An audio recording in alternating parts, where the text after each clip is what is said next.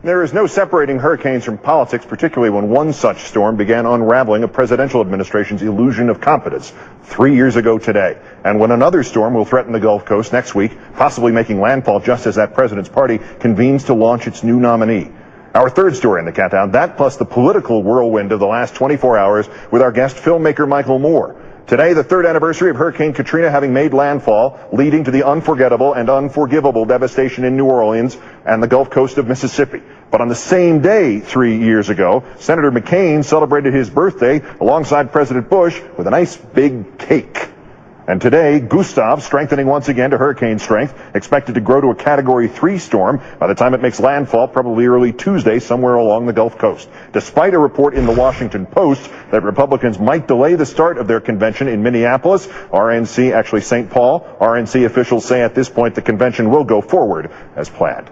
As promised, let's bring in documentary filmmaker Michael Moore, also author of the just-released Mike's Election Guide 2008.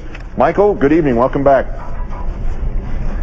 Good evening, Keith. Thanks for having me back. And I was just thinking this Gustav is proof that there is a God in heaven. I have it planned at the same time. That it would actually be on its way to New Orleans for day one of the Republican convention up in the Twin Cities at the top of the Mississippi River. Certainly I hope nobody gets hurt, and I hope everybody's taking cover. But I can't see what you showed. I don't know if you showed the cake there that they had 3 years ago today with McCain and Bush. When Marie Antoinette, when she said "let them eat cake," I think she was speaking figuratively. They literally were, while New Orleans was drowning, eating cake. So it's I don't know. Let's hope things get better. Hey, Michael, that the thing about the weirdness of Gustav at this time is a little weirder even than that, because one of Dr. Dobson's preachers had called for everybody to pray for rain during Obama's speech last night. So we're really playing with the elements and Mother Nature with that stuff. Let me ask you about what you have posted again on your website. His actual name is Gustav. I don't know if that's true. We're just starting a rumor. Or goose something. You have posted on your website the open letter from September 11th of 2005, which called out the administration for its failures, including its reaction to 9/11. In some ways, does the public's Bush fatigue and his lame duck status help Senator McCain by making people just sort of forget all the crap of the last 8 years? Well, I hope not, because McCain was part of that crap.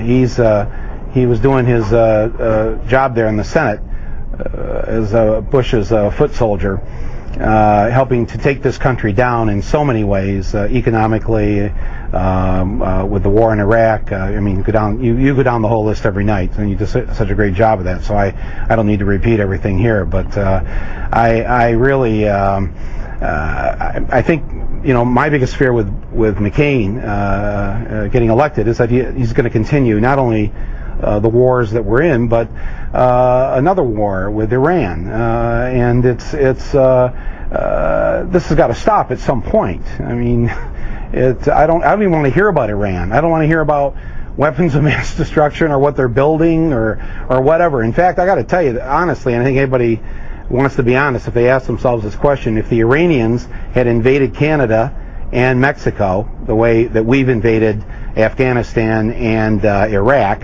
on both sides of Iran, if we were into the same situation, I think, Keith, actually you and I would join in on building whatever we could to defend ourselves against these two armies that would be on both of our borders. It's just crazy, and I think we're going to have more of the same. A supremely good point. To something positive that might change things, the Obama speech last night. I saw this as 5 different speeches fused into one, with that one word kind of really launching it, that shout of enough. What stood out for you? Oh, it was, actually, if you remember Robert Byrd in the Senate in October of 2002, when he gave that eloquent speech when they were going to vote for the war. and he had a little copy of the Constitution in his hands, and he held it up and he just shouted, "Enough!" And when Obama did that again last night, it just sent a chill, I think, through everyone. And it's finally like, it felt like here was a Democrat that found his spine, that was going to stand up, that was going to fight back. And he just kept, like you said, 19 punches there. Just saying it in such clear language for anyone to get. Anybody can that when he said John McCain, he just doesn't get it. I just thought that was just perfect, and I could feel millions of heads nodding in the living rooms across America. Yeah, probably, as it turns out, probably about 38 million. Today, of course, the McCain response, picking this governor of Alaska as his running mate. And I was just thinking about this after we finished talking about it in the news of the day.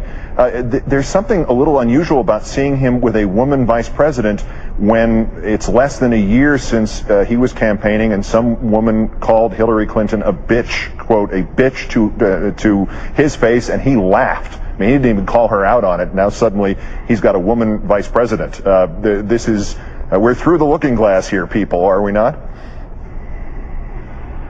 Well, cynicism, they've refined this to an art form, the Republican Party and McCain in particular.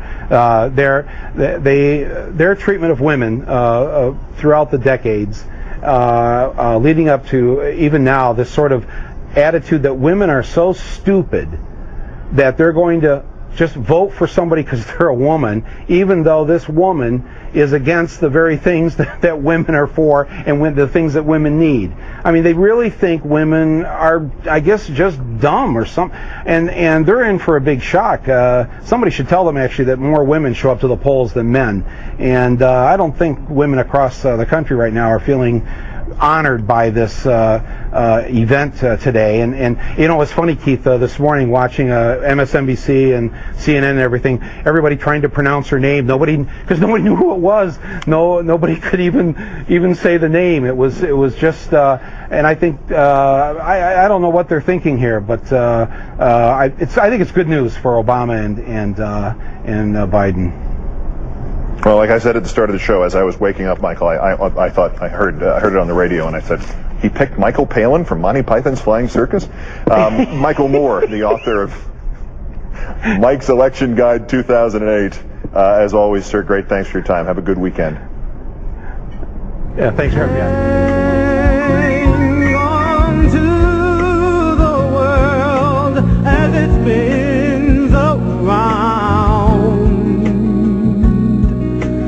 Just